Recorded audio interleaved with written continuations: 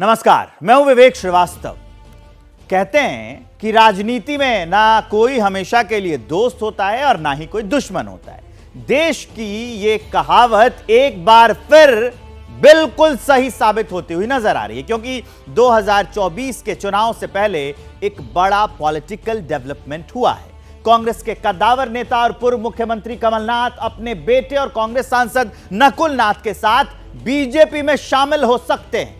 सूत्रों के मुताबिक कमलनाथ 19 फरवरी को बीजेपी ज्वाइन कर सकते हैं। फिलहाल ये अटकलें हैं। कमलनाथ का कांग्रेस से करीब 60 साल पुराना रिश्ता रहा है। वो गांधी परिवार के सबसे करीबी नेताओं में शुमार हैं। इंदिरा गांधी ने उन्हें अपना तीसरा बेटा बताया था। ऐसे में सवाल यह है कि क्या वाकई कमलनाथ का हाथ अब छूट जाएगा और वो कमल के साथ चले जाएंगे, कमल का दामन थाम लेंगे। कांग्रेस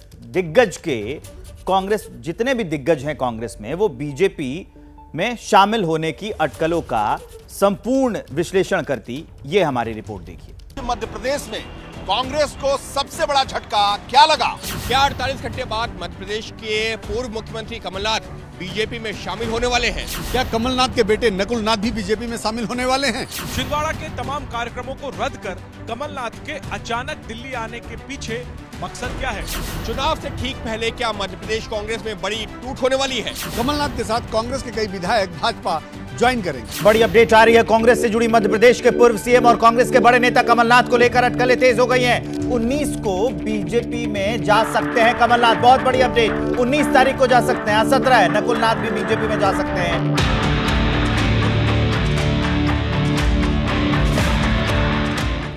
कमलनाथ बीजेपी में शामिल होंगे।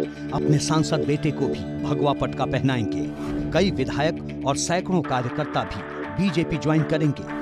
10 से 12 एमएलए जा सकते हैं बीजेपी में। 19 तारीख को कमलनाथ बीजेपी में जा सकते हैं। जिस वक्त देश के दिल मध्य प्रदेश से दिल्ली तक की राजनीति में ये खबरें तैर रही थीं, ठीक उसी वक्त कमलनाथ का विमान भोपाल से दिल्ली रवाना हो रहा था।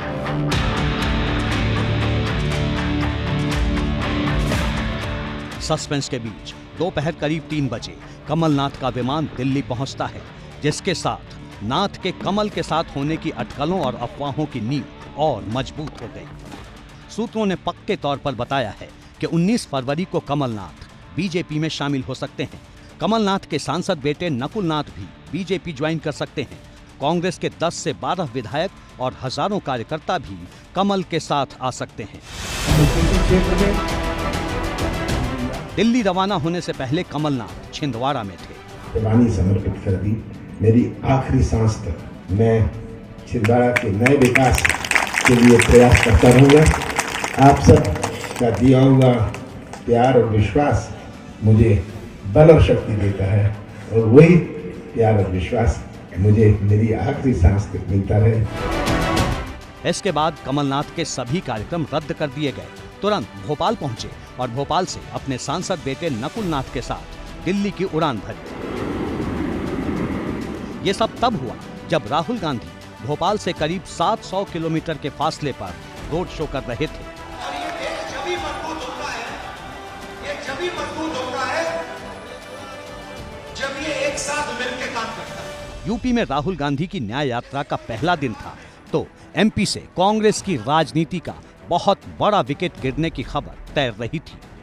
सवाल यह है कि क्या राहुल गांधी मध्य प्रदेश में हो रही सियासी हलचल से नावाकिफ हैं? क्या राहुल गांधी को कमलनाथ के बीजेपी में शामिल न होने का भरोसा है? इन सवालों का जवाब जानने से पहले कमलनाथ के राजनीतिक रसूख को समझना जरूरी है। ये जानना जरूरी है कि क्या होगा अगर वाकई कमलनाथ कांग्रेस छोड़ने का फैसला कर लेते हैं।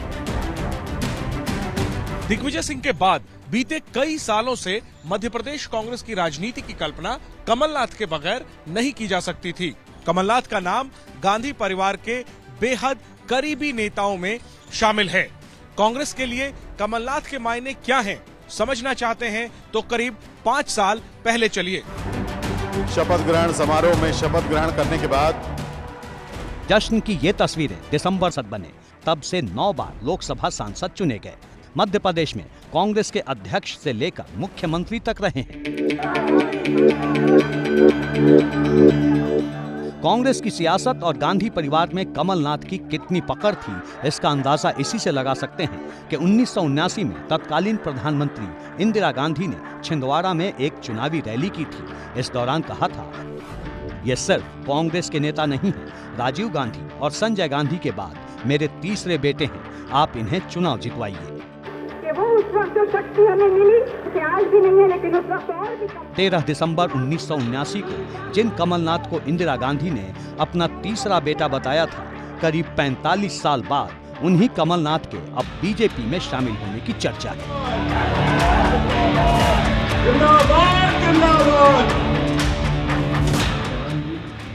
क्या वाकई ऐसा है? दिल्ली पहुंचकर कमलनाथ क्या बोले वो सुनिए। अगर ऐसी कोई बात होगी मैं आप सबको सबसे पहले खबर करूंगा। कमलनाथ गाहे बगाहे बीजेपी में शामिल होने की अटकलों को खारिज करते रहे हैं। जो खबरें हैं निराधार है। कोई किसी प्रकार की वो भावना, कभी सपने में आप सोच सकते हो कि इंदिरा जी का तीसरा बेटा कांग्रेस छोड़ सकता है?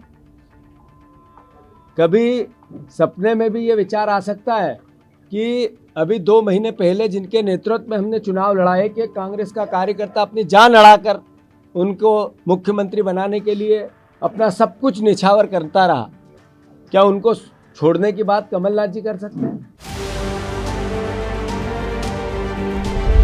लेकिन उनके बेटे ने कांग्रेस से किनारे का इशारा जरूर दे दिया है। मध्य प्रदेश से कांग्रेस के इकलौते सांसद कमलनाथ के बेटे नकुल नाथ ने अपने ट्विटर बायो से कांग्रेस पार्टी का नाम हटा दिया है। जो खबरें हैं निराधार है। कोई किसी प्रकार की वो भावना, कभी सपने में आप सोच सकते हो कि इंदिरा जी का तीसरा बेटा कांग्रेस छोड़ सकता है? कभी सपने में भी ये विचार आ सकता है कि अभी 2 महीने पहले जिनके नेतृत्व में हमने चुनाव लड़ाए कि कांग्रेस का कार्यकर्ता अपनी जान लड़ाकर उनको मुख्यमंत्री बनाने के लिए अपना सब कुछ निछावर करता रहा, क्या उनको छोड़ने की बात कमलनाथ जी कर सकते हैं? वैसे कांग्रेस को अभी भी भरोसा है कि कमलनाथ बीजेपी में नहीं जाएंगे। दिग्विजय सिंह बोले, ऐसी उम्मीद नहीं है। जिस व्यक्ति ने अपने राजनीतिक जीवन की शुरुआत नेहरू गांधी परिवार के साथ, उनके पीछे साथ में खड़े होकर उस समय लड़ी थी जब पूरी जनता पार्टी और केंद्र की सरकार इंदिरा जी को जेल भेज रही थी, उस आदमी को आप कभी उम्मीद भी कर सकते हो कि ऐसा आदमी कभी कांग्रेस और सोनिया गांधी जी के परिवार को छोड़ के जाएगा, इंदिरा जी के परिवार को छोड़ के जाएगा? दिग्विजय सिंह भले ही दावा कर रहे हों, लेकिन कमलनाथ और नकुल नाथ के साथ 10 विधायकों का बीजेपी में शामिल होना तय माना जा रहा है। सवाल ये है कि इसकी वजह क्या है? जवाब ऐसे समझिए। 2023 के विधानसभा चुनाव में मिली हार के साथ ही कमलनाथ के सियासी पारी पर अघोषित विराम लग चुका है। आखिरी उम्मीद राज्यसभा की थी, लेकिन जिस तरह से उन्हें दरकिनार किया गया, कमलनाथ इससे भी नाराज बताए जाते हैं। राहुल गांधी ने मध्य प्रदेश में कांग्रेस के नौजवान चेहरों को आगे कर दिया है। ऐसे में भविष्य में भी कमलनाथ के लिए कोई भी संभावना नहीं दिखती। कमलनाथ भले ही राजनीति के वानप्रस्थ की ओर बढ़ रहे हों, लेकिन उनके बेटे नकुल नाथ का राजनीतिक भविष्य शुरू हुआ है, जो फिलहाल कांग्रेस में मजबूत होता नहीं दिख रहा। अब सवाल ये है कि क्या बीजेपी कमलनाथ को शामिल करेगी? हम तो लेंगे नहीं, हमारे दरवाजे तो उनके लिए बंद है। बिल्कुल, आदमी बाजार में जाएगा तो ताजा फल तोड़ेगा कि बासी फल? कमलनाथ के बीजेपी में शामिल होने को लेकर कैलाश विजयवर्गीय ने ये बात 10 दिन पहले कही थी। हफ्ते भर पहले सुमित्रा महाजन ने क्या कहा वो सुनिए। अगर कमलनाथ का विकास में विश्वास हो तो जरूर मैं कहूंगी, राम का आशीर्वाद लेके आओ, काम करो। वैसे कमलनाथ कांग्रेस छोड़कर बीजेपी में शामिल होने वाले पहले पूर्व कांग्रेसी मुख्यमंत्री नहीं हैं। कुछ दिन पहले ही महाराष्ट्र के पूर्व सीएम अशोक चौहान भी बीजेपी में शामिल हो चुके हैं। लेकिन सवाल यह है कि कमलनाथ के आने से बीजेपी को क्या फायदा होगा? जवाब है छिंदवाड़ा लोकसभा सीट। मध्य प्रदेश में लोकसभा की 29 सीटें हैं। 2019 में बीजेपी ने 28 सीटें जीती। सिर्फ छिंदवाड़ा सीट कांग्रेस के खाते में गई। छिंदवाड़ा से नकुल नाथ कांग्रेस के सांसद हैं। छिंदवाड़ा सीट कमलनाथ की पारंपरिक सीट रही है।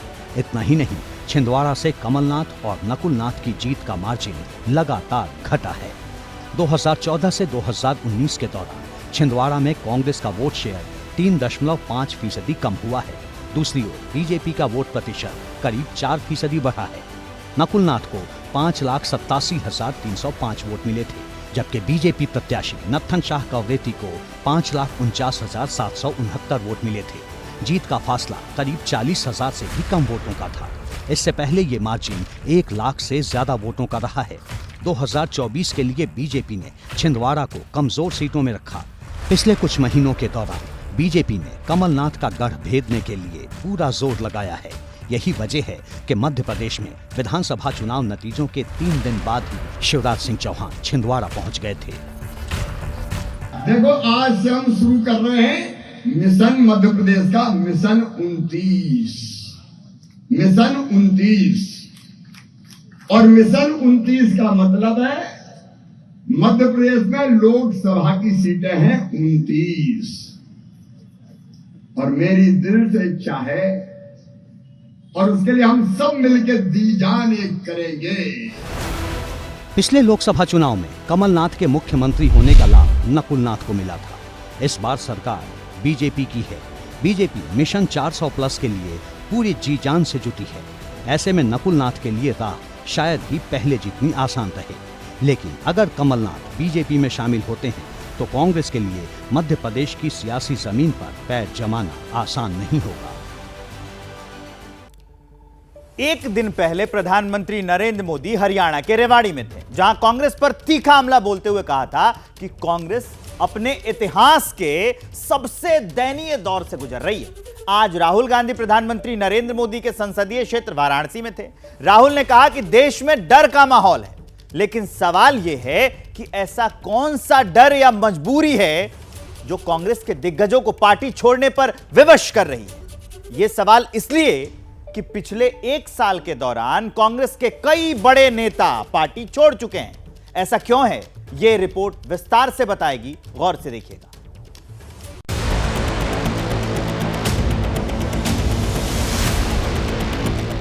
जिस वक्त मध्य प्रदेश में कांग्रेस के सियासी किले में जबरदस्त भूचाल आया हुआ था, राहुल गांधी तब उत्तर प्रदेश से दिल्ली की सत्ता पर निशाना साध रहे थे। राहुल गांधी की न्याय यात्रा वाराणसी पहुंची थी। राहुल गांधी ने रोड शो किया, पैदल भी चले, लोगों से बातें की, देश में डर का माहौल बताया। तो ये देश मोहब्बत का देश है, ये देश नफरत का देश नहीं है। मैं भारत जोड़ो यात्रा पे कन्याकुमारी से कश्मीर तक पैदल गया, हजारों लोगों से मिला। व्यापारी, छोटे व्यापारी आए, बेरोजगार युवा आए, उन्होंने अपनी बात रखी। तो आते थे और कहते थे, छोटे व्यापारी कहते थे हमें डर लगता है, कल का नहीं पता क्या हो जाए। राहुल गांधी प्रधानमंत्री नरेंद्र मोदी के संसदीय क्षेत्र में थे। देश में डर का माहौल बताया, लेकिन भगदड़ कांग्रेस में मची है।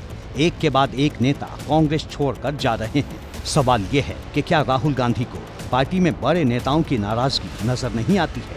ये सवाल इसलिए क्योंकि 2024 के चुनाव से पहले कांग्रेस के कई दिग्गज नेता पार्टी छोड़ चुके हैं। इसी साल की बात करें तो 14 फरवरी को विभाकर शास्त्री बीजेपी में शामिल हो गए। 12 फरवरी को महाराष्ट्र के पूर्व सीएम अशोक चौहान ने कांग्रेस से इस्तीफा दे दिया। 8 फरवरी को बाबा सिद्दीकी ने कांग्रेस छोड़ दी।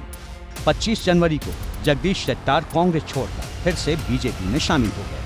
14 जनवरी को मिलिंद देवड़ा ने कांग्रेस से 50 साल का रिश्ता तोड़कर शिवसेना शिंदे गुट का दामन थाम लिया। मिलिंद देवड़ा के कांग्रेस छोड़ने के बाद एक तस्वीर सोशल मीडिया में तैरती रही। इस तस्वीर में जो 5 नेता दिखाई दे रहे हैं वो एक दौर में राहुल गांधी के सबसे करीबी नेताओं में शुमार थे। संसद से लेकर संसद के बाहर तक राहुल गांधी के इर्द गिर्द होते थे, लेकिन बारी बारी सभी अलग होते गए। इस तस्वीर में दिख रहे नेताओं में सिर्फ सचिन पायलट ही हैं जो अभी तक कांग्रेस में हैं। ज्योतिरादित्य सिंधिया ने मार्च 2020 में कांग्रेस छोड़ी। जितिन प्रसाद ने जून 2021 में कांग्रेस से नाता तोड़ा। आरपीएन सिंह ने जनवरी 2022 में कांग्रेस को अलविदा कह दिया। मिलिंद देवड़ा ने 14 जनवरी 2023 को कांग्रेस को टाटा कह दिया।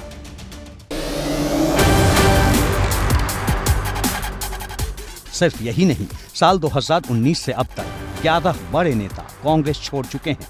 खास बात यह है कि इनमें से ज्यादातर राहुल गांधी के करीबी थे। कमलनाथ का नाम तो राहुल गांधी ही नहीं बल्कि पूरे गांधी परिवार के सबसे करीबी नेताओं में शुमार है, जिनके बीजेपी में शामिल होने की अटकलें हैं। राजनेता जिसने जीवन के 45 वर्ष में कांग्रेस के लिए और इस राष्ट्र के लिए बहुत कुछ किया है। इतना बड़ा नेता जब अपने दल से अलग हट के जाने का विचार करता है तो इसके पीछे तीनों सूत्र काम करते हैं: मान, अपमान और स्वाभिमान। तो अभी तो ऐसा कोई निर्णय हुआ नहीं है कि कमलनाथ जी चले गए हों, अभी अटकलें मात्र हैं। कमलनाथ अगर बीजेपी के साथ जाते हैं तो इसे कांग्रेस के लिए बहुत बड़ा झटका माना जाएगा। कमलनाथ के कांग्रेस छोड़ने की चर्चा ऐसे वक्त में आई जब राहुल गांधी अपनी भारत जोड़ो न्याय यात्रा के सिलसिले में प्रधानमंत्री नरेंद्र मोदी के संसदीय क्षेत्र यानी बनारस में थे। अब इसे इत्तेफाक कहें या सियासत, लेकिन राहुल गांधी ने जब से भारत जोड़ो न्याय यात्रा शुरू की है तब से कांग्रेस के कई बड़े नेता पार्टी छोड़ चुके हैं। जाहिर है इसको लेकर सवाल उठना स्वाभाविक है। 14 जनवरी की तारीख थी जब दिल्ली से लेकर मुंबई और पंजाब से लेकर कोलकाता तक इंडिया ब्लॉक में सीट बंटवारे को लेकर उलझन थी। तब राहुल गांधी मणिपुर पहुंच चुके थे। थौबल से न्याय यात्रा की शुरुआत की। राहुल भी जोश थे, लबरेज थे, लेकिन जैसे जैसे राहुल की यात्रा आगे बढ़ती गई, इंडिया अलायंस में दरार बढ़ती चली गई। 24 जनवरी को राहुल गांधी की यात्रा बंगाल पहुंची और एक दिन पहले ममता बनर्जी ने अकेले चुनाव लड़ने का ऐलान कर दिया। 30 जनवरी को न्याय यात्रा बिहार पहुंची, लेकिन उससे पहले ही नीतीश कुमार इंडिया अलायंस से अलग होकर बीजेपी के साथ आ गए। जब न्याय यात्रा झारखंड पहुंची, उससे पहले वहां के मुख्यमंत्री हेमंत सोरेन की कुर्सी जा चुकी थी और अब राहुल यूपी में आए हैं तो वहां से सटे मध्य प्रदेश में कांग्रेस को एक बड़ा झटका लगने की अफवाह है। तो मोदी भी चला रहे वो सिस्टम। लेकिन इन सब से बेफिक्र राहुल गांधी लगातार केंद्र सरकार को निशाना बना रहे हैं। राहुल गांधी भले ही पार्टी छोड़कर बीजेपी में शामिल होने वाले नेताओं के बारे में बात न करते हैं, लेकिन कांग्रेस अध्यक्ष मल्लिकार्जुन खड़गे ने इसे लेकर खुलकर बताया। पार्लियामेंट में मिला था कि हमारे जो स्पीकर की चाय होती है उस वक्त वो मिले थे। तब मैंने मोदी जी को बोला, भाई कितने लोगों को आप ले रहे हैं ये तो बोलो। एक तरफ देवेंद्र गौड़ा तुम्हारे पास आ रहा है, दूसरे मिनिस्टर्स, एक्स चीफ मिनिस्टर्स तुम्हारे गोद में आ गए हैं। कितना आपको कितना खाने के बाद हजम होता है ये तो बोलिए, ऐसा मैं उनको पूछा। खड़गे ने ये बात महाराष्ट्र के लोनावाला में कांग्रेस पदाधिकारियों के 2 दिन के ट्रेनिंग कैंप के उद्घाटन के बाद कही। प्रधानमंत्री ने जवाब में क्या कहा ये भी बताया। तो बोलते लोग आने को तैयार है, मैं क्या करूं? मैं बोला कि आपके पास रेशनलाइज करने के टैक्टिक्स है, इसीलिए आप सबको डरा डरा के काम कर रहे हैं। नहीं खड़गे जी, ये तो लोग खुद ब खुद आना चाहते हैं हमारा काम देखकर। सियासत अपनी जगह है, लेकिन जिस तरह से कांग्रेस में अफरा तफरी मची है, जिस तरह से कांग्रेस के बड़े दिग्गज ऐन चुनाव से पहले पार्टी छोड़ रहे हैं, उससे कांग्रेस के लिए 24 की चुनौती से निपटना आसान नहीं होगा। इतना ही नहीं, कमलनाथ अगर कांग्रेस छोड़ बीजेपी में जाते हैं तो क्लियर मैसेज जाएगा कि मोदी को हराने के सपने देखने वाले अपने कुनबे को ही नहीं संभाल पा रहे। जाहिर है इसका असर वोटिंग पैटर्न पर भी पड़ेगा।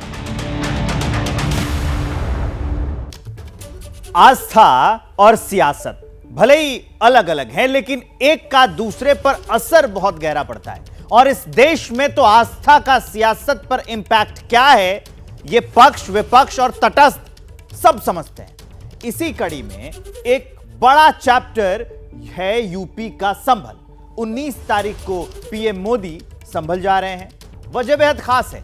संभल में भगवान कल्की का धाम बन रहा है, जिसकी आधारशिला पीएम रखेंगे। तो क्या 19 फरवरी का असर 22 जनवरी के जैसा ही होगा? क्या संभल का एक धाम पूरे यूपी की पॉलिटिक्स को बदल देगा? देखिए मनोज्ञा लोईवाल की यह सुपर एक्सक्लूसिव रिपोर्ट। यूपी का संभल सज चुका है। पोस्टर और होर्डिंग से शहर पट चुका है। एक पीठ को एक धाम में विस्तार दिया जा रहा है और एक स्वप्न को साकार किया जा रहा है।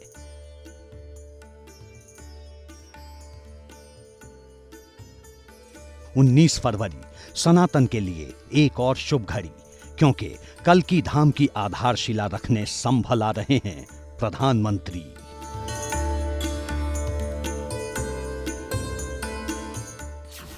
आपके मन में सवाल आ रहा होगा कि अचानक से देश में कल्की धाम का नाम वायरल क्यों हो रहा है। जब भगवान विष्णु के 10वें अवतार में अभी हजारों वर्ष का इंतजार है, तो फिर कल्की धाम की आधारशिला अभी क्यों रखी जा रही है? और सबसे बड़ा सवाल, सनातन धर्म में भगवान कल्की का उत्तर प्रदेश के संभल से क्या कनेक्शन है? इन सवालों का जवाब जानने के लिए एबीपी संवाददाता मनोज्ञा लोईवाल संभल पहुंची। सड़क पर लगे बैनर, होर्डिंग और पोस्टर भी बता रहे थे कि यह शहर 19 फरवरी के इंतजार में है। हम कल्की पीठ पहुंचे। वहां आचार्य प्रमोद कृष्णम श्रद्धालु और समर्थकों के साथ बैठे थे। 19 फरवरी के ग्रैंड इवेंट पर चर्चा कर रहे थे। प्रमोद कृष्णम ही कल्की पीठ के पीठाधीश्वर हैं। कुछ दिन पहले तक ये कांग्रेस के जाने माने नेता थे, लेकिन पार्टी ने इन्हें 6 साल के लिए निष्कासित कर दिया। एबीपी न्यूज से बातचीत में प्रमोद कृष्णम ने कल्की धाम से जुड़ी वो बात बताई जिसे सुनकर हम चौंक गए। मनोज्ञा, ये देखो, ये धाम का एक मॉडल है। दुनिया में, मैं भारत की बात नहीं कर रहा, दुनिया में जितने धाम हैं उनमें भगवान के एक एक गर्भगृह है। यदि भगवान राम के धाम जाएंगे तो राम जी का गर्भगृह, कृष्ण जी के जाएंगे तो भगवान कृष्ण का गर्भगृह, अगर आप माँ वैष्णो के धाम जाएंगे तो वैष्णो देवी का, दुर्गा का गर्भगृह, हनुमान जी के हनुमान जी, बाकी सब छोटे छोटे प्रतीक के रूप में स्थापित है। कल्की धाम दुनिया का पहला ऐसा धाम होगा, पहला, जिसमें भगवान विष्णु के 10 अवतारों के 10 अलग अलग स्वरूपों के अलग अलग गर्भगृह होंगे। अब सवाल है कि जब सनातन धर्म के लोग दुनिया भर में फैले हैं, ये भारत खुद इतना विशाल राष्ट्र है, तब कल्की धाम के लिए संभल को ही क्यों चुना गया? इस सवाल का जवाब कल्की धाम के द्वार के ऊपर लिखा है। श्रीमद् भागवत महापुराण के एक स्कंद की पंक्तियों में ही संभल का क्लिक कनेक्शन छिपा है। संभल ग्राम मुख्यस्य ब्राह्मणस्य महात्मनः भवने विष्णु यशसः कल्की पार्दु भविष्यति। इसका मतलब है कि संभल नाम के गांव में विष्णु यश नाम के एक ब्राह्मण होंगे, परोपकारी और बड़े धार्मिक होंगे। उस विष्णु भक्त ब्राह्मण के घर में ही कल्की भगवान अवतार ग्रहण करेंगे। पुराणों में वर्णन किया गया है कि भगवान विष्णु श्री कल्की का अवतार लेकर कलयुग में अवतरित होंगे, लेकिन कलयुग में संभल इलाके में ही होंगे, क्योंकि दक्षिण में गंगा नदी बह रही होगी। इसलिए ये माना जाता है कि इसी इलाके में उनका जन्म होगा। लेकिन जन्म के बाद कैसे ये पता लगेगा कि यही कल्की के अवतार हैं? इसकी भी कई भंगिमाएं हैं। पहला माना जाता है कि वो अपने श्वेत अश्व देवदत्त के ऊपर सवार होंगे। दूसरा, ये कहा जाता है कि उन्हें ब्रह्म ज्ञान प्राप्त होगा और परशुराम खुद उन्हें आकर शस्त्र देंगे और माता वैष्णो देवी उनके चरणों में पद्म के रूप में अवतरित होंगी। यहाँ हमें एक और चौंकाने वाली बात पता चली। कल्की पीठ में मंदिर की सजावट का जिम्मा कई सालों से मोहम्मद असलम और यामीन कर रहे हैं। अब इनकी भी चाहत है कि जल्दी से कल्की धाम का शिलान्यास हो। हम तो ठीक देखते हैं, कोई दिक्कत नहीं। हमारे लिए तो बहुत बढ़िया, हमारे लिए इतनी बढ़िया सरकार है, प्रधानमंत्री बढ़िया है और हमारे मुख्यमंत्री जी बढ़िया है, हमें कोई दिक्कत नहीं। 15-17 साल हो गए हमें काम करते हुए सर यहाँ, और बढ़ता ही जा रहा है, कम नहीं हो पा रहा। अब हमारा मंदिर बन रहा है, अब हमें उसमें भी फूल लगाने का मौका मिलेगा। आज हम छोटे मंदिर में, अपने पुराने मंदिर में फूल लगा रहे थे, आज हम नए मंदिर में फूल लगाएंगे। कल्की धाम का मॉडल देखकर अंदाजा लगाया जा सकता है कि जब मंदिर बनेगा तो कितना विराट बनेगा। आचार्य प्रमोद कृष्णम 19 फरवरी के इम्पैक्ट को 22 जनवरी जैसा ही प्रभावी मानते हैं। आचार्य ने हमें कल्की धाम से जुड़ी एक और बड़ी बात बताई। कल्की धाम के गर्भगृह में सभी 12 ज्योतिर्लिंगों की मिट्टी, पावन मिट्टी, और सभी प्रमुख नदियों का जल, सप्तपुरी की मिट्टी, ये सब लाई जा रही है। और श्री नरेंद्र मोदी जी के कर कमलों द्वारा उसकी जो कूर्म शिला है, जो आधारशिला बोलते हैं, जो मध्य में स्थापित होगी, उसका विधि विधान से पूजन किया जा रहा है। आचार्य प्रमोद कृष्णम के इन समर्थकों को भी पता है कि वो कांग्रेस से निष्कासित किए जा चुके हैं, लेकिन न तो आचार्य जी मायूस हैं, न उनके समर्थक। अभी ये सब पूरे जोश से 19 फरवरी के महाआयोजन में जुटे हैं। मिनट टू मिनट तैयारी का अपडेट ले रहे हैं, क्योंकि पीएम मोदी खुद यहां आने वाले हैं। कल्की धाम की आधारशिला रखने के बाद पीएम मोदी का संबोधन भी हो सकता है। उत्तर प्रदेश के संबल जिले के कल्की धाम का ये वो मंच है जिस पर 19 फरवरी 2024 को प्रधानमंत्री यहां आने वाले हजारों लोगों को संबोधित करेंगे। राहुल गांधी की न्याय यात्रा उत्तर प्रदेश में प्रवेश कर चुकी है, तो वहीं दूसरी ओर 2024 के लोकसभा चुनाव की हुंकार लगातार तेज होती चली जा रही है और इसी मंच पर पदासीन होंगे कई ऐसे विशिष्ट व्यक्ति जो उत्तर प्रदेश ही नहीं बल्कि देश की राजनीति में भी बड़ी भूमिका रखते हैं।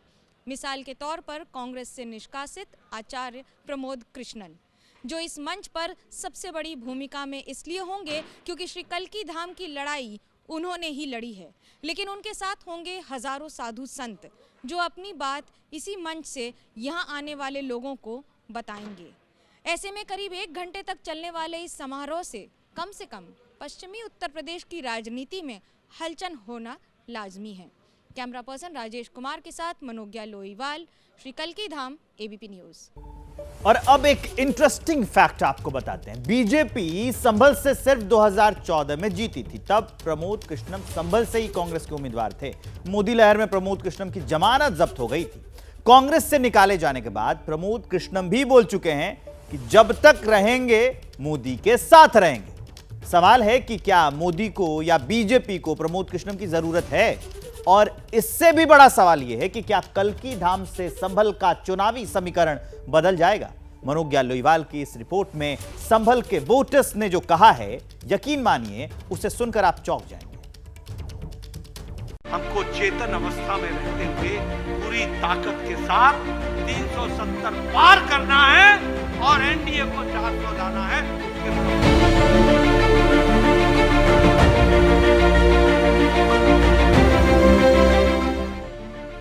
बीजेपी के कार्यकर्ता से लेकर बीजेपी के राष्ट्रीय अध्यक्ष तक जोश से भरी इस हुंकार का मिशन है कि एनडीए 400 पार और बीजेपी अकेले। धर्म की राजनीति हो रही है। नहीं, धर्म की नहीं, खुशहाली आएगी यहाँ तो, कि जो मंदिर बना है हमारी तरक्की होगी, लोगों की भी तरक्की होगी, इसमें कोई धर्म की राजनीति नहीं है। ये तो धर्म सबके लिए है, इसमें क्या राजनीति है?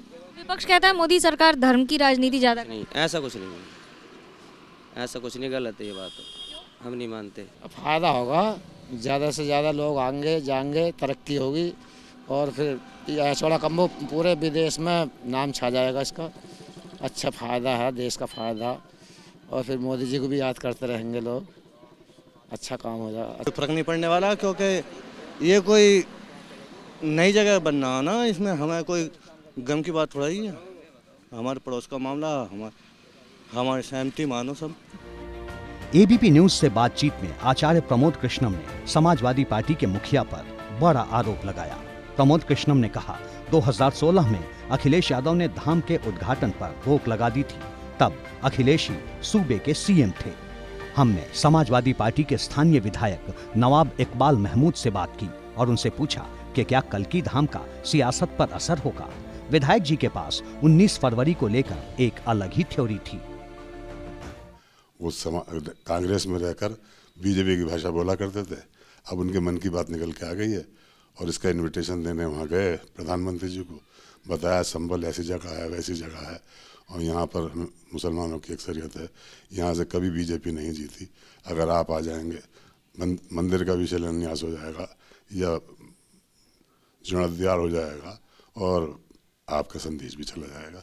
उसी परिप्रेक्ष्य में हमारे प्रधानमंत्री जी यहाँ आ रहे हैं। संभल में जहां कल की धाम और बीजेपी की सरकार के समर्थन में मुस्लिम मतदाता भी दिखे, तो कुछ की नाराजगी भी कैमरे पर सामने आई। समाजवादी का गढ़ लाया यहाँ, इन्होंने कुछ नहीं कराया किसी ने भी। ये तो सियासतबाजी है बस, और कुछ ना। और ना यहाँ कोई हिंदू से मुसलमान नाराज है, ना मुसलमान हिंदू से नाराज है। यहाँ कोई बात नहीं है, यहाँ तो भेदभाव कोई है ही ना लड़ाई ना झगड़ा कुछ। आपको लगता है इस तरह फैसले 2024 के चुनाव के चलते हो रहे हैं? हाँ, 24 के वजह से हो रहे हैं यहाँ, ना तो कोई बात ना। यहाँ तो समाजवादी का गढ़ है और समाजवादी की सीट जीतेगी यहाँ। इसी गढ़ में सेंध लगाने की तैयारी में बीजेपी है, तो क्या इस बार बीजेपी आचार्य प्रमोद कृष्णम पर दांव लगाएगी? क्या कल की धाम के सहारे यहाँ कमल खिलेगा? सरकार बहुत बढ़िया चला रहे हो, सरकार योगी है। दूर दूर तक बदमाश का पता ना, बदमाश मुंह छुपा के निकल लिया। बस ये जरा सारी वो दोनों सब पक्षों को साथ लेके चले तो उससे अच्छा चीफ मिनिस्टर ही ना आए योगी से। लड़की अपनी अकेली आ रही है जंगल की तरफ से, कोई देखने वाला ना। अब कोई इसमें कुछ भी कहता रहे। समाजवादी में कितना हुआ, बदमाशी कितनी हुई है। अब बदमाश नाम लेने वाला ना, बदमाश का। संभल की लोकसभा सीट पर हमेशा समाजवादी पार्टी या फिर बीएसपी का दबदबा रहा है। जीत भी उसी ने हासिल की है सन 2014 के लोकसभा चुनाव को छोड़कर। लेकिन उसके बाद इस बार 2024 के चुनाव में क्या श्री कल्की धाम मंदिर के बन जाने से यहाँ के वोटों का गणित बदलेगा, या फिर वोटों के गणित को बदलने के लिए ये भी काफी नहीं होगा? फिलहाल लोकसभा चुनाव में ही इसका पता चलेगा। कैमरा पर्सन राजेश कुमार के साथ मनोज्ञा लोईवाल, उत्तर प्रदेश, एबीपी न्यूज।